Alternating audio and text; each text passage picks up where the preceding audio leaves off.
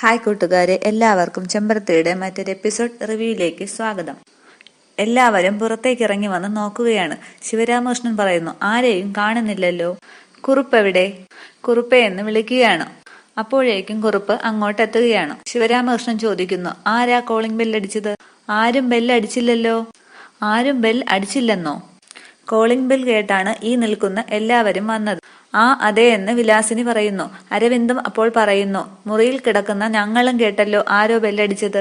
ആനന്ദും പറയുന്നു, കോളിംഗ് ബെല്ലിന്റെ ശബ്ദം കേട്ടാണ് ഞങ്ങൾ എല്ലാവരും വന്നത്. അപ്പോൾ കുറുപ്പ് പറയുന്നു, ഇല്ല സാർ, ഞാൻ ഇവിടെ തന്നെ ഉണ്ടായിരുന്നു. ആരും കോളിംഗ് ബെൽ അടിച്ചിട്ടില്ല. എന്നിട്ട് കുറുപ്പ് ഒന്ന് ആലോചിച്ച് പറയുകയാണ്, ഇതിപ്പോ ഇടയ്ക്കിടെ കോളിംഗ് ബെൽ തനിയെ കേൾക്കുന്നുണ്ട്. ആ ഇലക്ട്രീഷ്യനോട് വന്ന് നോക്കാൻ പറഞ്ഞിട്ടുണ്ട്. ശരി, നാളെ തന്നെ അയാളെ വിളിച്ചുകൊണ്ടുവന്ന് ശരിയാക്കണമെന്ന് ശിവരാമകൃഷ്ണൻ പറയുന്നു. അതിനുശേഷം എല്ലാവരും അകത്തേക്ക് പോവുകയാണ്. രാജേശ്വരി അകത്തേക്ക് പോകുന്നില്ല. രാജേശ്വരി കുറുപ്പിനെ ഒന്ന് സൂക്ഷിച്ചു നോക്കിയതിനു ശേഷം അകത്തേക്ക് പോവുകയാണ്. അതിനുശേഷം വിലാസിനി അകത്തു നിന്നും പെട്ടെന്ന് ഓടി വന്ന് പുറത്തൊക്കെ ഒന്ന് ചുറ്റി നോക്കുകയാണ്. എന്നിട്ട് കുറുപ്പിനോട് ചോദിക്കുകയാണ്, ഇയാൾക്ക് കാതിന് കുഴപ്പമൊന്നും ഇല്ലല്ലോ, ഉണ്ടോ എന്നും പറഞ്ഞിട്ട് വീണ്ടും അകത്തേക്ക് പോകുന്നു. അതിനുശേഷം കാണിക്കുന്നത് പ്രിയങ്കയാണ്. അപ്പോൾ രാജേശ്വരി പ്രിയങ്കയുടെ അടുത്തേക്ക് വരികയാണ്. പ്രിയങ്ക ചോദിക്കുന്നു, എന്താ ആന്റി രാവിലെ മുഖത്തെന്താ ഒരു ടെൻഷൻ ഉള്ളതുപോലെ? അപ്പോൾ രാജേശ്വരി പറയുന്നു, പ്രിയങ്ക തമാശ കളിക്കുകയാണോ? ഭയം ആന്റിയുടെ മനസ്സിനെ പിടിമുറുക്കി കഴിഞ്ഞു. അപ്പോൾ രാജേശ്വരി പറയുന്നു, ഇന്നലെ ഒരു പോള കണ്ണടച്ചിട്ടില്ല ഞാൻ. അറിയോ നിനക്ക്? അഖില എവിടെ? ഒളിവിൽ പാർപ്പിച്ചിരുന്ന സ്ഥലത്ത് പോലും അഖിലയെ സൂക്ഷിക്കാൻ കഴിവില്ലാത്തവളാണ് നീ. രാത്രി നേരത്ത് അവിടെ കയറി വന്ന് കോളിംഗ് ബെൽ മുഴക്കിയ തൃച്ചംബരത്ത് അഖിലാണ്ടേശ്വരി എവിടെയെന്ന് ചോദിച്ചത് കേട്ടില്ലേ? അഖില എവിടെ? അപ്പോൾ പ്രിയങ്ക പറയുന്നു, തൃച്ചംബരത്ത് അഖിലാണ്ടേശ്വരി രക്ഷപ്പെട്ട് അവിടെ എത്തിയിട്ടുണ്ടെങ്കിൽ അവിടെ തന്നെ കാണും. അതിന് കൃത്യമായ ഉത്തരം തരാൻ പറ്റുന്നത് എനിക്കല്ല എന്ന് പറഞ്ഞതിന് ശേഷം കുറുപ്പേട്ടാന്ന് വിളിക്കുന്നു. അപ്പോഴേക്കും അകത്തുനിന്ന് കുറുപ്പ് പുറത്തേക്ക് ഇറങ്ങി വരികയാണ്. രാജേശ്വരി അന്തം വിട്ട് നിൽക്കുന്നു. എന്നിട്ട് രാജേശ്വരി കുറുപ്പ് എന്ന് പറയുകയാണ്. അപ്പോൾ പ്രിയങ്ക പറയുന്നു, അതെ കുറുപ്പേട്ടൻ, ഞാൻ തൃച്ചംബരത്ത് ഉണ്ടായിരുന്നപ്പോഴേ ഉള്ള പരിചയമാണ്. അതേതായാലും വെറുതെ ആയില്ലല്ലോ. എന്താ സംഭവിച്ചതെന്ന് ഒന്ന് പറഞ്ഞു കൊടുക്ക് കുറുപ്പേട്ട. ബാക്കി കുറുപ്പ് പറയുകയാണ്. രാത്രി തൃച്ചംബരത്തെത്തിയ അഖിലാണ്ടേശ്വരി വന്ന് കോളിംഗ് ബെൽ അടിക്കുകയാണ്. അപ്പോഴേക്കും കുറുപ്പ് വന്ന് ആരാ എന്ന് ചോദിക്കുന്നു. മാഡം എന്ന് വിളിച്ചതിന് ശേഷം കയ്യിൽ ഒളിപ്പിച്ചു വെച്ചിരുന്ന സ്പ്രേ അഖിലയുടെ മുഖത്തേക്ക് അടിക്കുകയാണ്. അപ്പോഴേക്കും അഖില ബോധം കെട്ട് വീഴുന്നു. ബോധം കെട്ട അഖിലയും കൂട്ടി കുറുപ്പ് അവിടെ നിന്നും മാറുകയാണ്. അപ്പോൾ രാജേശ്വരി ചോദിക്കുന്നു, എന്നിട്ട് ഇപ്പോൾ അഖിലാണ്ടേശ്വരി എവിടെയുണ്ട്? അപ്പോൾ പ്രിയങ്ക പറയുന്നു, ആന്റി താമസിക്കുന്ന അതേ വീട്ടിൽ അടച്ചിട്ട മുറിയിൽ അഖിലയുണ്ട്. അപ്പോൾ രാജേശ്വരി പറയുന്നു, അത് അപകടമാണ്, എത്രയും വേഗം അഖിലയെ അവിടെ നിന്നും മാറ്റണം. അതിനു മുൻപ് തൃച്ചംബരത്ത് പിറക്കാനിരിക്കുന്ന 2 കുഞ്ഞുങ്ങൾക്കും ഗർഭപാത്രത്തിൽ വെച്ച് തന്നെ യാത്രാമൊഴി ചൊല്ലണം. അപ്പോൾ പ്രിയങ്ക പറയുന്നു, ഇപ്പോഴേ അബോധാവസ്ഥയിൽ ആ മുറിയിൽ കിടക്കുന്ന അഖിലയ്ക്ക് യാത്രാമൊഴി ചൊല്ലേണ്ടി വരുമെന്നാണ് എന്റെ സംശയം. അതിനുശേഷം രാജേശ്വരി വിരലുകളിൽ മോതിരം അങ്ങോട്ടും ഇങ്ങോട്ടും മാറിയിട്ടതിനു ശേഷം അവിടെ നിന്നും പോകുന്നു.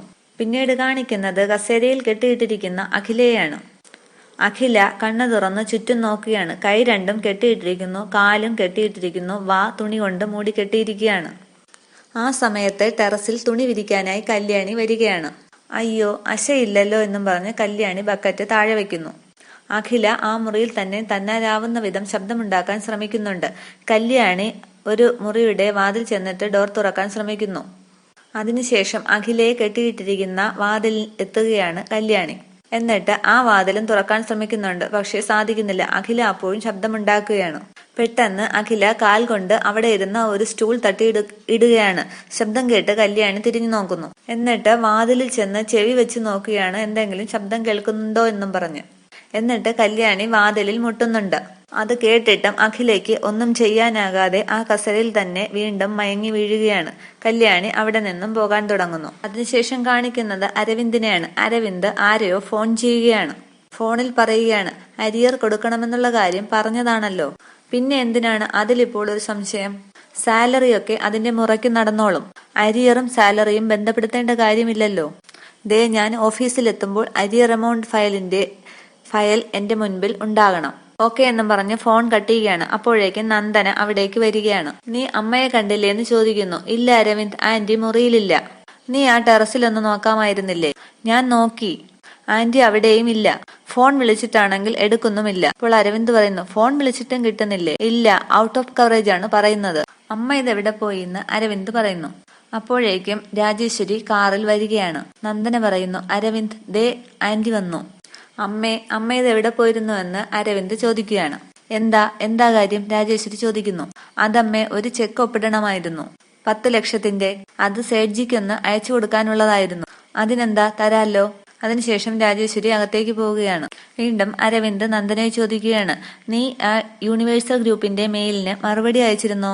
അയ്യോ ഇല്ല, അവരുടെ എഗ്രിമെന്റിൽ എനിക്ക് ക്ലിയർ ആവാത്ത ചില കാര്യങ്ങളുണ്ട്. അത് ആന്റിയോടൊന്ന് ഡിസ്കസ് ചെയ്തിട്ട് ആകാമെന്ന് കരുതി. എന്തായാലും ഒന്ന് വേഗമായിക്കോട്ടെ എന്ന് അരവിന്ദ് പറയുന്നു. അതിനുശേഷം രാജേശ്വരി അകത്തുനിന്ന് ചെക്ക് ലീഫുമായി വരികയാണ്.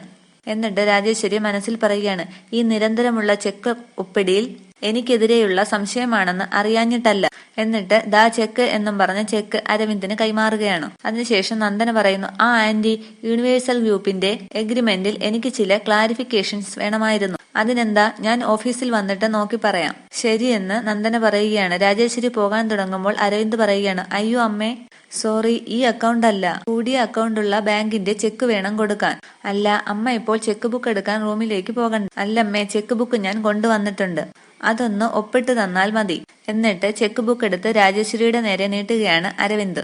പെൻതാ എന്ന് രാജേശ്വരി പറയുന്നു. പേന വാങ്ങിയതിനു ശേഷം രാജേശ്വരി ഇടത് കൈ കൊണ്ട് ഒപ്പിടാൻ പോവുകയാണ്. അരവിന്ദും നന്ദനയും അത് ശ്രദ്ധിച്ചു തന്നെ അവിടെ തന്നെ നിൽക്കുകയാണ്. പെട്ടെന്ന് രാജേശ്വരി വലത് കൈയിൽ പേന പിടിച്ചതിനു ശേഷം ഒപ്പിടുന്നു. എന്നിട്ട് ചെക്ക് അരവിന്ദിന് കൊടുത്തതിനു ശേഷം വൈകണ്ട, ചെല്ല് എന്ന് പറയുന്നു. അതിനുശേഷം നന്ദനയും അരവിന്ദും ഒപ്പുരകൾ രണ്ടും പരിശോധിക്കുകയാണ്. പിന്നീട് കാണിക്കുന്നത് ആനന്ദിനെയാണ്. ആനന്ദ് മുറ്റത്ത് നിന്ന് സുബ്രുവിനെ ഫോൺ ചെയ്യുകയാണ്.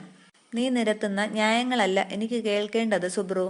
എന്റെ സംശയങ്ങൾ സാധാരണ സംശയങ്ങളല്ല. ഇവിടെയുള്ളത് എന്റെ അമ്മയാണെന്നെന്തോ എനിക്ക് വിശ്വസിക്കാൻ കഴിയുന്നില്ല. ഏയ്, നീ പറയുന്നതൊന്നും അല്ല അതിന്റെ ശരി. നീ ഫോൺ വയ്ക്ക്. വെറുതെ നമ്മൾ തമ്മിൽ തർക്കിച്ച് പിണങ്ങേണ്ട. അതിനുശേഷം ആനന്ദ് ഫോൺ കട്ട് ചെയ്യുകയാണ്. അപ്പോഴേക്കും അരവിന്ദും നന്ദനയും അങ്ങോട്ട് വരികയാണ്. എന്നിട്ട് ആനന്ദിനോട് പറയുകയാണ്, ബ്രോ, ഞങ്ങൾ കമ്പനിയിലേക്ക് ഇറങ്ങുകയാണ്. അതിനുശേഷം നന്ദന പറയുന്നു, നമ്മൾ വെറുതെ സംശയിക്കുന്നതാണ് ആനന്ദ്. അത് അഖിലാന്റി തന്നെയാണ്. ഒപ്പിന്റെ കാര്യത്തിലായിരുന്നല്ലോ നമുക്ക് സംശയം.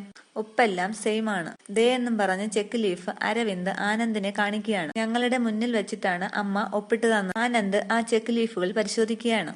അതിനുശേഷം കാണിക്കുന്നത് അടുക്കളയിൽ പച്ചക്കറി അരിയുന്ന കല്യാണിയാണ്. അപ്പോൾ കുറുപ്പ് അവിടേക്ക് വന്ന് കല്യാണിയോട് ചോദിക്കുകയാണ്, എന്തിനാ കുഞ്ഞിതൊക്കെ ചെയ്യുന്നത്? ആ സുജാതയൊന്നും വന്നില്ലേ? സുജാതേച്ചി ഒരു കല്യാണത്തിന് പോയിട്ടേ വരുമെന്നാണ് പറഞ്ഞത്. അത് ശരിയല്ലല്ലോ കുഞ്ഞെ. ഒരാളെങ്കിലും ഇവിടെ വേണ്ടേ? സാരമില്ല കുറുപ്പേട്ട, ഒഴിവാക്കാൻ പറ്റാത്ത എന്തെങ്കിലും ആയിരിക്കും. അല്ല, കുറുപ്പേട്ടൻ കഴിച്ചായിരുന്നോ? ഇല്ലെന്ന് കുറുപ്പ് പറയുന്നു. കല്യാണി കുറുപ്പിനുള്ള ആഹാരം എടുത്തു കൊടുക്കുന്നു. എന്നിട്ട് കല്യാണി ചോദിക്കുകയാണ്, ആ കുറുപ്പേട്ട, മുകളിൽ തുറക്കാതെ കിടക്കുന്ന ഒരു മുറിയില്ലേ, അതിന്റെ താക്കോൽ എനിക്കൊന്ന് തരുമോ? അപ്പോൾ കുറുപ്പ് ആകെ പരിഭ്രമിക്കുകയാണ്. അതിപ്പോ എവിടെയാണെന്ന് അറിയില്ലല്ലോ കുഞ്ഞെ. നോക്കിയെടുക്കണം. നോക്കിയെടുത്താലുടനെ ഞാൻ കുഞ്ഞിന്റെ കയ്യിൽ കൊണ്ടു തരാം. ശരിയെന്ന് കല്യാണി പറയുന്നു. വീണ്ടും അരവിന്ദ് ആനന്ദിനോട് ചോദിക്കുകയാണ്, ബ്രോ എന്താ ആലോചിക്കുന്നു? ആനന്ദ് പറയുന്നു, ഒപ്പിൽ വലിയ മാറ്റങ്ങളൊന്നും കാണുന്നില്ല ബ്രോ. ഞാൻ അപ്പോഴേ പറഞ്ഞില്ലേ, ബ്രോയുടെ സംശയങ്ങളൊക്കെ വെറുതെയാണ്. ഒരർത്ഥത്തിൽ നമ്മൾ അമ്മയോട് കാണിക്കുന്നത് തെറ്റല്ലേ ബ്രോ? ഒന്നുമില്ലെങ്കിലും അമ്മ ബ്രോയെ തിരിച്ചു വിളിച്ചതിന്റെ നന്ദിയെങ്കിലും കാണിക്കണ്ടേ? അപ്പോഴേക്കും ആനന്ദ് ചെക്ക് ലീഫിന്റെ മറുവശം കാണുകയാണ്. അപ്പോൾ നന്ദന പറയുന്നു, പാവം അങ്കിളായിരിക്കും ഇതിനിടയിൽ കിടന്ന് കഷ്ടപ്പെടുന്നത്. ആ മനുഷ്യനെ കുറിച്ച് ആരും ചിന്തിക്കുന്നില്ലല്ലോ. ആ ചെക്ക് ലീഫിന്റെ ബാക്കിൽ എഴുതിയിരിക്കുന്നത് ദയർ എന്നാണ്. THERE, ദയർ എന്ന് ആനന്ദ് വായിക്കുന്നു. ഇത് അമ്മയുടെ കൈയക്ഷരമാണ്, എവിടെ നോക്കട്ടെ എന്നും പറഞ്ഞ് അരവിന്ദ് അത് വാങ്ങി നോക്കുന്നു. അപ്പോൾ ആനന്ദ് മുൻപ് കണ്ട ചെക്ക് ലീഫിന്റെ ബാക്ക് വശങ്ങളിൽ എഴുതിയിരിക്കുന്ന വേർഡ് ആലോചിക്കുകയാണ്. I am not there എന്നാണ് ചേർത്ത് വായിക്കുന്നത്. ഞാൻ അവിടെ ഇല്ല. ഇത്രയുമാണ് ഇന്നത്തെ എപ്പിസോഡ് വിശേഷങ്ങൾ. Thank you.